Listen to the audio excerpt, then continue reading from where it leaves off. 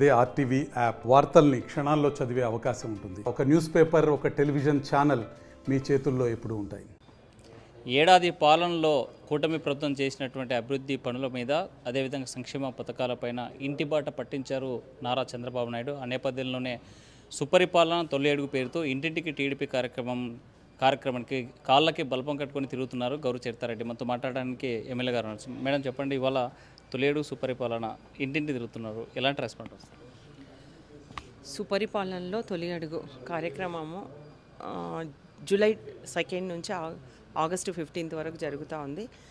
మేము door to door తిరుగుతూ ఉన్నాం. మంచి స్పందన ఉంది. ఎందుకంటే ఎన్నికల్లో ఈ ప్రభుత్వం ఏవైతే హామీలు ఇచ్చిందో, కూటమి ప్రభుత్వం అధికారంలోకి వస్తే మేము ఈ పనులు చేస్తామని చెప్పడం జరిగింది. చెప్పిన పనులను ఇప్పటికే 70% పూర్తి చేసిన ఘనత కూటమి ప్రభుత్వానికి ఉంది. మేము ఇంటింటికి వెళ్ళి అడిగినప్పుడు మీకు పెన్షన్స్ అందుతున్నాయా, తల్లికి వందనం ఉందా, అన్నీ ఏదైతే దీపం పథకం 2 అయితేనేమి ఈ కార్యక్రమాలన్నీ నుంచి మంచి రెస్పాన్స్ ఉంది. ప్రజల నుంచి అన్నీ అందుతూ ఉన్నాయి. ఈ ప్రభుత్వం వచ్చిన తర్వాత బాగుంది అని చాలా బాగా చెప్తా ఉన్నారు. చంద్రబాబు నాయుడు గారు ముఖ్యమంత్రిగా ప్రమాణ స్వీకారం చేసిన వెంటనే 5 సంతకాలు చేయడం జరిగింది. మొట్టమొదట మెగా డిఎస్సి 16,347 పోస్టులకు ఆయన నోటిఫికేషన్ ఇచ్చి ఈరోజు ఎగ్జామ్స్ కూడా పూర్తయ్యాయి. ఆ కోరిక కూడా నెరవేరింది. ఎంతోమంది ఉద్యోగం లేక చాలా ఇబ్బంది పడేవారు. తర్వాత ఇంకొకటి పెన్షన్స్. కూటమి ప్రభుత్వం అధికారంలోకి వస్తే 3,000 ఉన్న పెన్షన్ను 4,000 చేస్తాము.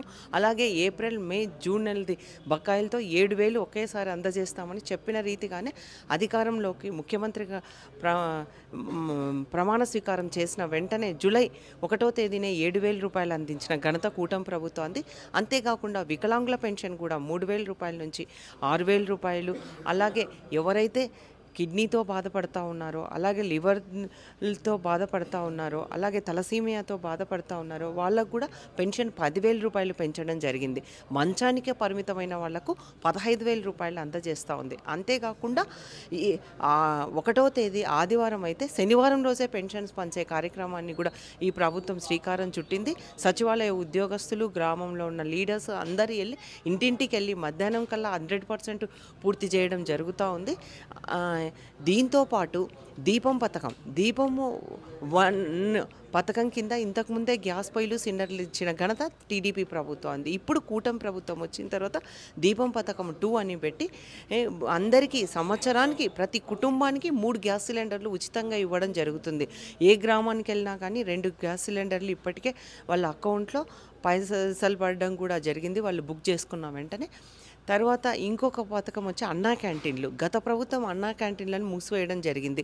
ఈ ప్రభుత్వం అధికారంలోకి వచ్చిన తర్వాతనే అన్నా క్యాంటీన్లను కూడా రాష్ట్ర వ్యాప్తంగా 204 అన్నా క్యాంటీన్లు ఈరోజు జరుగుతూ ఉన్నాయి. చంద్రబాబు నాయుడు గారు ముఖ్యమంత్రి గారు చెప్తా ఉన్నారు, ఇప్పుడు మళ్ళీ ప్రతి ఒక్క నియోజకవర్గంలో ఒక అన్నా క్యాంటీన్లు ఉండాలి.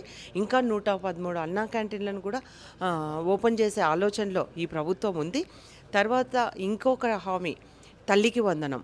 మేము ఆ రోజు ఎన్నికల్లో చెప్పాం, కూటమి ప్రభుత్వం అధికారంలోకి వస్తే ఒక కుటుంబంలో ఎంతమంది విద్యార్థులు ఉంటే అంతమందికి తల్లికి వందనం కార్యక్రమం కింద అందజేయడం జరుగుతుంది. ఒక్కొక్కరికి 15,000 రూపాయల లాగా అని చెప్పడం జరిగింది. చెప్పిన రీతిగానే రాష్ట్ర వ్యాప్తంగా 67 లక్షల మందికి 10,000 కోట్లతో ప్రతి ఒక్కరికి తల్లికి వందనం కూడా వేయడం జరిగింది. ఇలా చెప్పిన హామీలన్నింటినీ నెరవేరుస్తూ ఈ ప్రభుత్వం ముందుకెళ్తా ఉంది. అంతేకాకుండా ల్యాండ్ టైటిలింగ్ యాక్ట్, దీనివల్ల నిద్రలేని రాత్రులు రైతులకు, అది కూడా రద్దు చేసిన ఘనత ఈ ప్రభుత్వానికి ఉంది. చెప్పినవే కాక చెప్పనివి కూడా ఎన్నో కార్యక్రమాలు. రోడ్లు మా పాణ్యం నియోజకవర్గానికి వచ్చి ఇప్పుడు 17 కోట్లు సిమెంట్ రోడ్లు వేయించడం జరిగింది ఎన్ఆర్ఈజీఎస్ కింద. అంతేకాకుండా బీటీ రోడ్లు అయితేనేమి, కనెక్టింగ్ రోడ్లు అయితేనేమి దాదాపు 200 కోట్ల వరకు ఈ 1 ఇయర్ పాలనలోనే మేము డెవలప్ చేయడం జరిగింది. ఇంకా మిగిలిపోయిన పనులు ఏవైతే ఉన్నాయో అవన్నీ చేస్తూ ఉన్నాం. ఈ ప్రభుత్వం అధికారంలోకి వచ్చిన తర్వాత అభివృద్ధి, సంక్షేమం 2 సమపాళ్లలో ముందుకు తీసుకెళ్తూ అన్ని కార్యక్రమాలు ఈ ప్రభుత్వం చేస్తూ ఉంది. అది కూడా ప్రజలంతా గమనిస్తూ ఉన్నారు. రేపు ఆగస్టు 15 నుంచి ఉచిత బస్సు ప్రయాణం కూడా అమల్లోకి రాబోతూ ఉంది. అంతేకాకుండా అన్నదాత సుఖీభవ ఆ కార్యక్రమం కూడా ఈ నెలలోనే 18th or 20th ఈ కార్యక్రమానికి కూడా ఈ ప్రభుత్వం శ్రీకారం చుట్టబోతోంది. సెంట్రల్ గవర్నమెంట్ 6,000, స్టేట్ గవర్నమెంట్ 14,000తో ఈ పథకాన్ని కూడా 3 విడతలుగా వేయడం జరుగుతుంది. రైతులకు ప్రతి ఒక్క రైతుకు సంవత్సరానికి 20,000 రూపాయలు అందజేయడం కూడా జరుగుతుంది. ఇలాగా అన్ని కార్యక్రమాలు ఈ ప్రభుత్వం ముందుకు తీసుకెళ్తా ఉంది. ప్రజలంతా గమనిస్తూ ఉన్నారు. ఈ ప్రభుత్వం వచ్చిన తర్వాత ఎలా ఉంది అని మేము అడిగినప్పుడు ప్రతి ఒక్కరూ చాలా బాగుంది, మంచిగా చేస్తున్నారు, మంచిగా డెవలప్ అలాగే అవుతుంది. అలాగే సంక్షేమ పథకాలు కూడా ఇస్తూ ఉన్నారు. ఇంకా ఇల్లు ఇవ్వండి, ఇంకా కొత్తగా రేషన్ కార్డ్స్ కావాలి అని, అలాగే పెన్షన్స్ కూడా చాలామంది ఇంకా పెన్షన్స్ కావాలని కూడా అడుగుతూ ఉన్నారు. అవన్నీ కొత్తగా ప్రభుత్వం శాంక్షన్ చేసినప్పుడు అన్నీ అందజేస్తామని చెప్పడం జరుగుతుంది. మీరు ఇన్ని చేస్తూ ఉన్నా కూడా అయితే బాబు షూరిటీ మోసం గ్యారంటీ అని ఇంటింటికి తిరిగి రీకాల్ చంద్రబాబు అని వైసీపీ ఈరోజు ఇంటింటికి తిరిగేటువంటి కార్యక్రమానికి శ్రీకారం చుట్టింది. దీన్ని ఎట్లా చూడాలి? వాళ్ళకు చెప్పుకోవడానికి ఏం లేక ఇంకా రాబోయే కాలంలో మాకు పుట్టగతులు ఉండవన్న ఉద్దేశంతో వాళ్ళు తప్పుడు ప్రచారాలు చేస్తూ ఉన్నారు. ఆ రోజు బాబు షూరిటీ భవిష్యత్ గ్యారంటీ అనే పేరుతో ఏదైతే చేశామో ఈరోజు మాకు పరిశ్రమలు కూడా మా పాణ్యం నియోజకవర్గానికి గతంలో ఏవైతే పరిశ్రమలు వచ్చాయో ఓర్వకల్ను ఇండస్ట్రియల్ హబ్బు చేసి ఎయిర్పోర్ట్ వచ్చిందంటే తెలుగుదేశమే, డిఆర్డిఓ వచ్చిందంటే తెలుగుదేశం ప్రభుత్వం వల్లనే. అలాగే సోలార్ పవర్ పార్క్ ఏషియాలోనే అతిపెద్ద పవర్ పార్క్ వచ్చిందంటే చంద్రబాబు నాయుడు వల్లనే. జైరాజ్ ఉక్కు పరిశ్రమ వచ్చిందంటే చంద్రబాబు నాయుడు గారి వల్లనే. ఇప్పుడు మళ్ళీ ఈ కూటమి ప్రభుత్వం వచ్చిన 1 ఇయర్ కాలంలోనే ఇప్పుడు డ్రోన్ హబ్ అయింది, సెమీ కండక్టర్ అయింది, అలాగే రిలయన్స్, ఇవన్నీ వచ్చాయంటే వాళ్ళు అన్నీ గమనిస్తూ ఉన్నారు. వాళ్ళకి పోయినసారి 151 సీట్లు ఇచ్చారు 2019లో.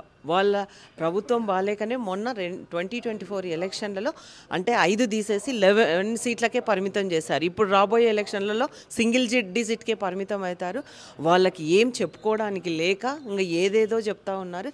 ఈరోజు డెవలప్మెంట్ 1 ఇయర్ కాలంలోనే ఎంత డెవలప్మెంట్ జరిగిందో ఎక్కడికైనా సిద్ధం మేము చర్చకైనా. అంటే మీరేమో ఒకవైపు చెప్తున్నారు అభివృద్ధి కార్యక్రమాలు కానీ సంక్షేమ పథకాలు సూపర్ 6 కానీ ఏం అమలు చేయలేదు కాబట్టి డైవర్ట్ పాలిటిక్స్ చేస్తున్నారు. రప్ప అనేసి చీకట్లో కన్ను కొట్టేసి వేసేయాలని కామెంట్ చేస్తున్న పేరు నన్ను ఎట్టు చూడాలంటే వైసీపీ అంటేనే గూండా రాజకీయం అనేది అందరికీ అర్థమైపోయింది. సొంతం చిన్నాయననే చంపి ఆ రోజు నరకాసుర రక్త చరిత్ర, నారావారి రక్త చరిత్ర అని చెప్పిరి. అది ఆటోమేటిక్గా వాళ్ళ కూతురు ఇది ఇన్వెస్టిగేషన్ ఇది చేయాలి అని చెప్పినందుకే ఈరోజు ఈ రకంగా వివేకానంద రెడ్డి హత్య కేసు అయితేనేమి ఇప్పుడు ప్రతి ఒక్కరిని కూడా రప్ప నరుకుతామని చెప్పేసి అసలు సమాజానికి ఏమి మెసేజ్ ఇవ్వాలనుకుంటున్నారు వాళ్ళు? అసలు అదొక పార్టీనా, అదొక కథనా?